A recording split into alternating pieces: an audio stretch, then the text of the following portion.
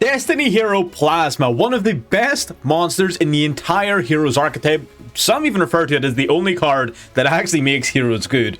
We're going to be focusing today around making this card as powerful as we possibly can. And how are we doing that? We are, of course, employing the D-Force. D-Force is a continuous spell that makes, basically so long as you control Plasma. First of all, it searches for Plasma, which is awesome. So long as you control Plasma, your entire field becomes untargetable. Your Plasma itself cannot be destroyed by card effects. It can attack twice, and it gains 100 attack for every monster in both players' graveyards. It becomes an absolute monster. Plus, of course, Plasma itself, being a skill drain on legs, is pretty fucking threatening and sucking up your opponent's monsters. So this card is phenomenal, and you're looking at the deck in front of you and you're wondering, what the hell? surely can't be the best way to play this, but I assure you, my friends, it definitely is. What is the core strategy of Labrynth D-Force? Well, a lot of the Labrynth cards themselves, basically we all know very well that Labrynth is really good at setting up any normal trap from the deck. Why does that play into Plasma? Well, we're playing Break the Destiny. Break the Destiny is a normal trap card that basically, its on-field effect is worthless. It's garbage. It's useless. So it's its engrave effect is what we're actually interested in. And engrave, it can banish itself to search your deck for any spell or trap that specifically lists a Destiny hero by name and add it to your hand. Now, of course, D-Force specifically lists Plasma. That is huge. There may be even more utility to this card that we're not yet exploring, but getting the D-Force is simply insane. Now, we could play additional copies of D-Force and such, and that would be totally fine. You could play this for free, but to be honest, we were getting it so consistently that I didn't even need to run a third D-Force. So how exactly are we getting at the grave? Well, apart from some of the obvious methods of, discarding it off furniture cards or having a pop or whatever, right? One of the better ways of doing it is through Magician Souls. Magician Souls can special summon itself out to the field and send spells or traps from your field or hand to the graveyard to draw that many cards. That's really good in Labrynth in general because you get to mulligan a bunch of your cards. That's great. But the best part is, if you were to set up Break the Destiny, you can immediately send to the grave and draw a card and grab your D-Force to grab your Plasma, and you also have an additional monster on board to tribute for it. It's just a match made in heaven. Everything about this deck is awesome. I don't know if this is like a perfect version of it. I've got 3 replays I want to show you off just to see how it works. These 3 games were back to back, right? These were not cherry-picked games. These were just fucking, it was just awesome playing this deck. I am definitely playing this again in the future. It is a fucking blast. So if you want to see more of that, absolutely subscribe to catch it as it comes out, as well as anything else, of course, that we make. You can like the video as well to show your support and try to get this video out to as many people as possible. If you know anyone who likes Plasma, who likes Labrynth, make sure you share the video with them as well. But I'm not going to ramble on here at the beginning. We're going to do some replays, deck profile at the end. Let's get into it. Alright, getting into game 1 here. Of course, this was, again, our very first duel playing the deck, so it was really hyped to see this sort of work right off the bat. We're going to grab our Magician Souls. Of course, Magician Souls is going to summon itself out to the field. We're going to use the Chandelier to drop itself in the Illusion of Chaos to set a card. We're also going to go for our Lady Labrynth in hand. We're going to summon out the Lady Labrynth. We're now going to use Chandelier. We're going to set a trap to the field. We're going to set the Big Welcome, setting Regular Welcome. We're actually going to drop Regular Welcome, and we draw into the field spell. That's a pretty good draw. So that means we now have sort of double disruption, which is really nice. We're going to pass to our opponent. That's totally fine. They're playing Lyrilusk Tri-Brigade, not a weak deck by any stretch of the imagination. So we're going to need to play our cards very carefully here. They're going to go into the Assembled Nightingale. That card has a quick effect, which makes Lyrilusk monsters indestructible by card effects. So we can't actually activate our card to get major advantage yet. We need to tame it. He goes for Zeus. That's big. Goes for Zeus, activates it right away. We're going to go for Big Welcome's effect, and we're going to chain to that the Lady Labrynth. So Lady Labrynth now is going to be able to set Break the Destiny directly from our deck to the field, and our board is going to get wiped, but we summon the Torby to the field. Why do we summon the Torby? Well, Torby is going to be able to bring itself back from the graveyard later, so we knew we were getting wiped, but we took that opportunity to set up as much advantage as we possibly could. Look at our graveyard just popping off here, card after card. Break the Destiny is going to grab us D-Force directly from deck to hand. Then we have Welcome Labrynth, which will set itself back to the field, and Chandelier is going to grab itself back from grave to hand. We are in main phase 2, so I'm no longer worried about lethal. He had to commit his battle phase just to break our board. We're now going to go Tri-Brigade Fractal here. Fractal dropping itself to grave to mill a card. Now they're going to go for the Beryl Canary, summoning back the Celestine W something. Bird Call being added back to hand.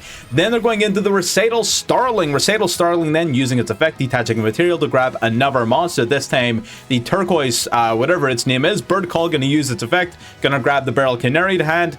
I should really learn these guys. Turquoise Warbler, yeah, I know some of these names are weird. Warbler, really? Such an ugly word.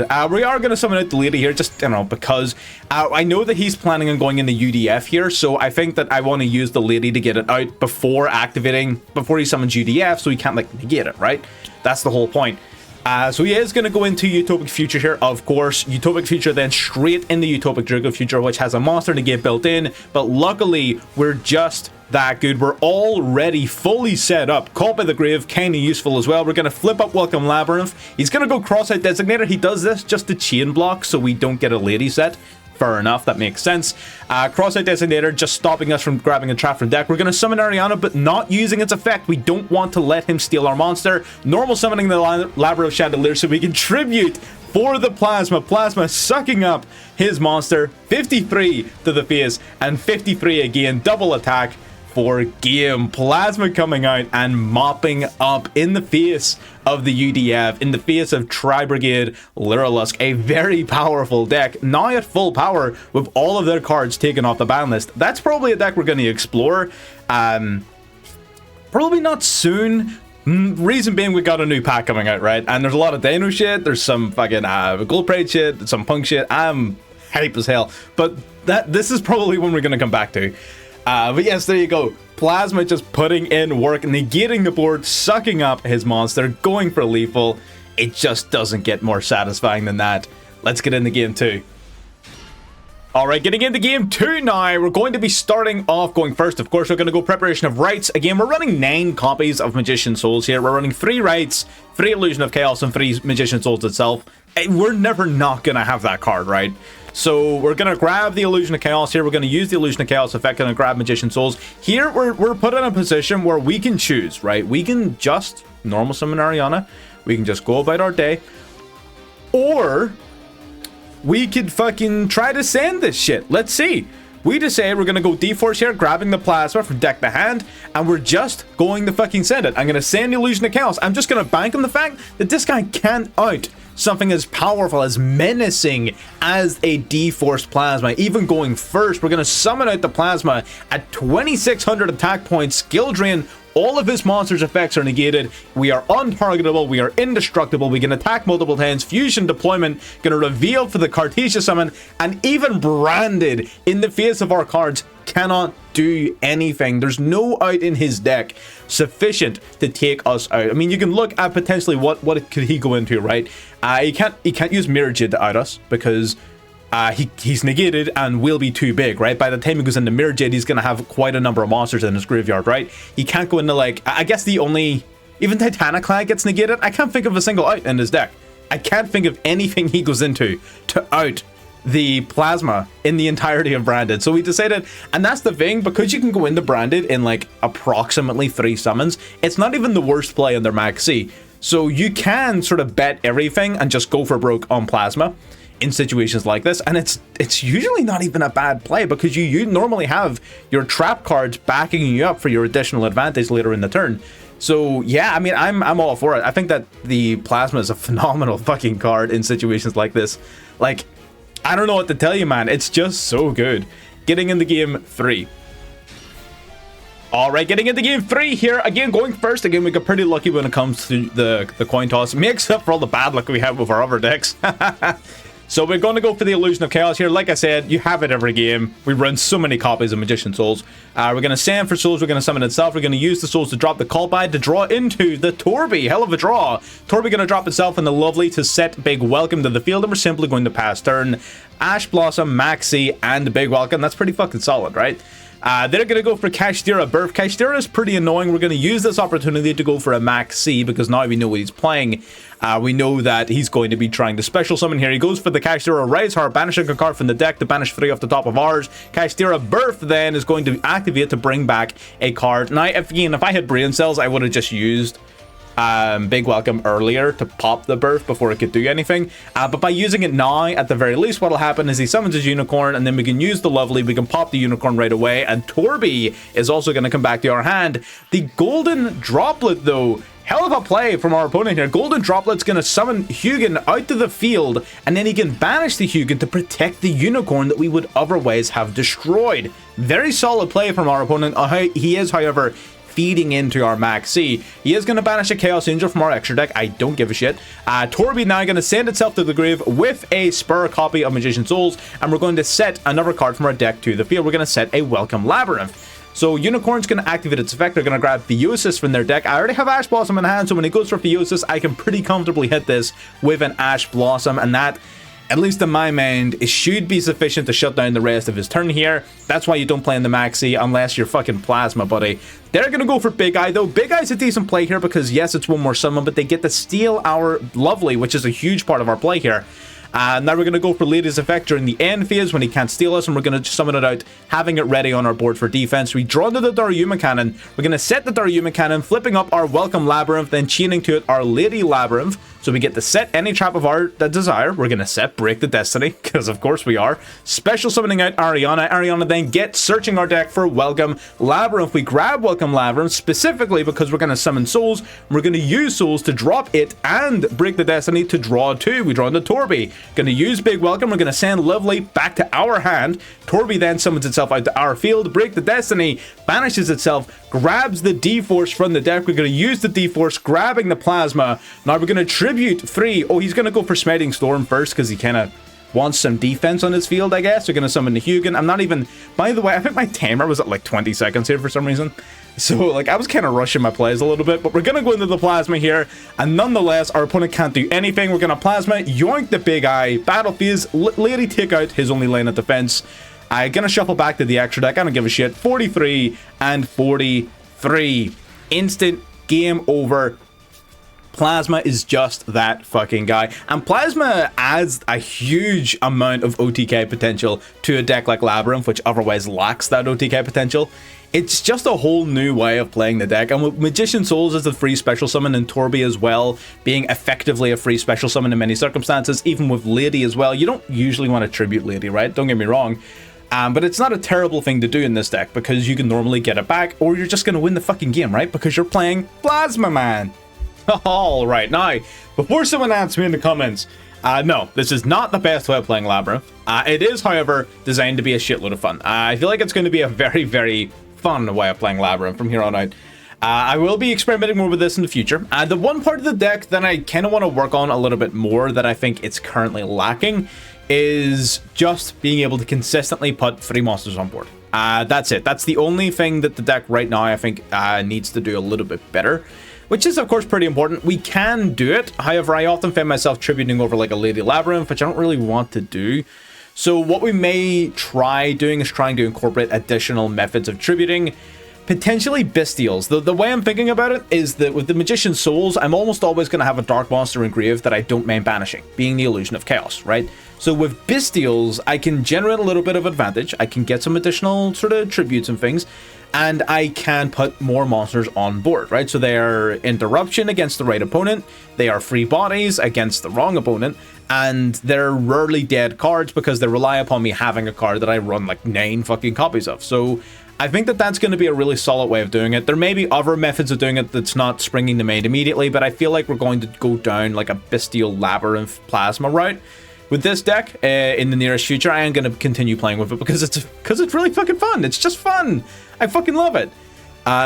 We will likely need to cut out some of the staples for it. That's what I mean when I'm saying it's not going to be the best way of playing Labrynth. If your objective is to play Lab, just fucking play Lab, right? Our objective here is to play Plasma, not to play Lab. So we'll probably cut the D barrier, probably cut the Daruma Cannon in favor of focusing on more sort of monster heavy builds. We may even we'll either drop D-Force to 1, and then purely rely on Break the Destiny, or we'll play that bitch at 3 and we'll just go full tilt, right? Because with Illusion of Magician Souls, any Bestial and any normal summon, including like hand traps and shit, D-Force is live. So honestly, I may end up just playing this card at 3, still playing the one of Break the Destiny, and maybe again we could also just bump this card up, right? We could just play it at 3 and then just have our fucking souls discarded, right? So there's so much to play with that I haven't gotten around to like fully mastering yet, that we can really just kind of go ham with this. I really think there's a lot here to be played with. We may, honestly, there's definitely going to be ways to play this even outside of Labrynth. So I'm going to play around with D-Force a lot over the next little while. Let's go through the deck for those who are curious and actually just do want to play it how it was. Let me throw these 2 cards back in. This is the list as we played it. I will be revisiting it in the future, but here's how it is right now. So I'm going to go through the deck now. Of course, we have our Magician Souls package. 3 Souls, 3 Illusion of Chaos, and 3 Preparation of Rites. Basically just 9 copies of Souls, right? Because Preparation of Rites, all it does is grab Illusion of Chaos. Illusion of Chaos will search your deck for Magician Souls and then shuffle a card from hand back in the deck. Then Magician Souls will send the Illusion of Chaos from deck to graveyard to special summon itself to the field. And Magician Souls, while on field, has the ability to discard or send from field to grave up to 2 spells or traps, and then you draw the same number of cards that you sent. So if you send 2, you draw 2. So this basically, it's just 9 copies of Magician Souls. So you always have this card. You fucking always have it. And 2 copies of Labrynth Coup Clock. This card, you can discard it from your hand as a quick effect, and during that turn, so long as you control a Labrynth monster, you can activate a normal trap that was set that turn. So that's pretty cool. It can also, if you use the effect of a Labrynth monster that requires you to send a card from hand to graveyard, you can add this card either back to your hand or special summon it from grave to field. That functions specifically with your other furniture pieces, of course, because they require you to discard. So the idea is that you use Labrynth Coup Clock to drop itself to grave, then you activate the other furniture pieces, right, which will discard itself and another card to set a trap to field. That triggers your Coup Clock to summon itself out to the field. Now you control a Labrynth monster and you have a newly set normal trap, so you can activate it that turn, thanks to the effect of Coup Clock. So again, that's a very well-trodden territory at that point. That's just how Labrynth works. Again, if you didn't know that, you're welcome for the Labrynth tutorial, but that's just all Labrynth is. Which is, you know, it's pretty cool, but yeah, it's well-trodden territory at this point. We have the triple Maxi, triple Ash, double call by, single crossout, just our standard Maxi package, right? You play the Maxi, and you play all the counters to Maxi. This deck doesn't lose super hard to Maxi, honestly. The call by and the crossout are primarily actually for Ash Blossom, not for call by, not for Maxi. But Maxi, you know, stopping Maxi also helps. Torby and Chandelier, again, these cards are super straightforward. They both basically do the same, like, they both basically the same card, really.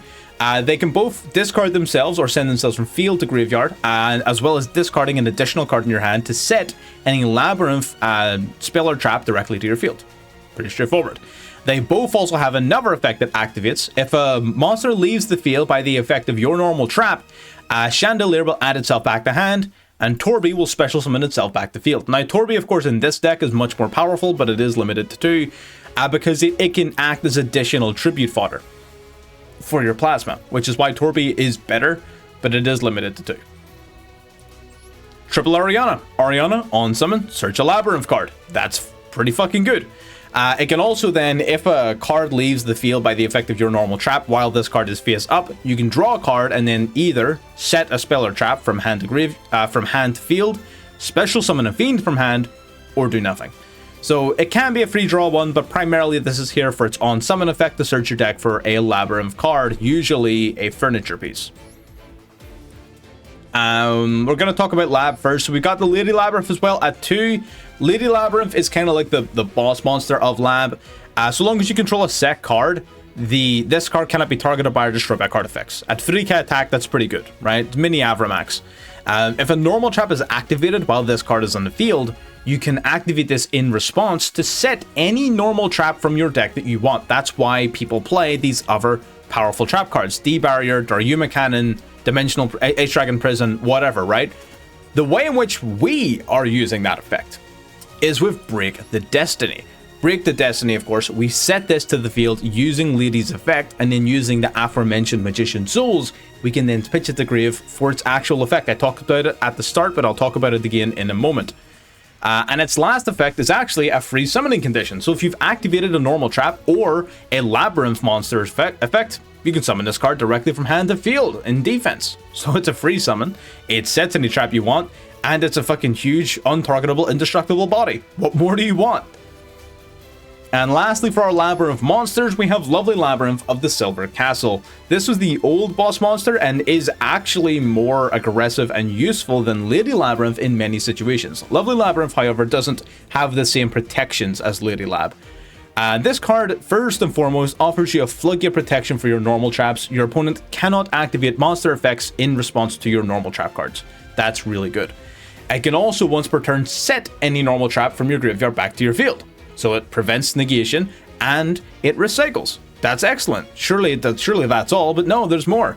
This card, while this card's face up, if a monster were to leave the field by your normal trap card effect, you can either pop a card in your opponent's hand at random, or without targeting, destroy any card on your opponent's field. So it pops, it recycles, and it protects. Again, an amazing boss monster. We have Labrynth. This card, basically, if you activate a Welcome Labrynth normal trap, you can pop an opponent's card without targeting. That's pretty fucking awesome. And if you activate a non-Labrynth normal trap card, you can special summon a fiend back from grave or from hand. So it's an excellent way of recycling your lovely Labrynth in a pinch. This card's really fucking good. It really is. So popping and recycling, what's not to love? We have, and then getting into our welcome trap cards, then we have Welcome Labrynth, which special summons a Labrynth monster from deck. And if a monster were to leave the field by the effect of a normal trap, this card can reset itself from grave back to field. It does, however, fiend lock you. Very specifically, it locks you out of special summoning non-fiends from the deck and extra deck. From hand and graveyard is fine. So it doesn't prevent your plasma in any way. So this deck doesn't actually main the fiend lock, it doesn't do anything, but do bear in mind it stops you from summoning non-fiends from extra deck and deck. And Big Welcome Labrynth summons a Labrynth monster from hand, deck, or graveyard, so much more versatile, but you have to return a monster you control back to the hand afterwards. Now that is often a good thing because, as I've already mentioned, many of your monsters have effects that activate when a monster leaves the field by the effect of a normal trap. So that quite often plays into your effects. This card can also banish itself from the graveyard to either A, target a fiend you control and return it back to hand, or if you control a level 8 or higher fiend, you can target a card your opponent controls and return it back to hand. So it is summoning, it triggers off all your effects, and it's spot removal. Again, super overtuned card for the archetype, really, really powerful. Not overpowered, overtuned. It does everything the deck wants it to do and more. Excellent. Then getting into our plasma cards, we have, of course, the one, the only main man, Destiny Hero Plasma. This card is fucking insane. First and foremost, it can special summon itself just by tributing 3 monsters on board. Getting 3 monsters isn't always the easiest thing to do in every deck, but this deck can manage it pretty well. Like I said, I am going to be experimenting with more ways to more consistently have those monsters available to us, maybe focusing less on our trap and labyrinth routes. But again, we will come around to that in future lists.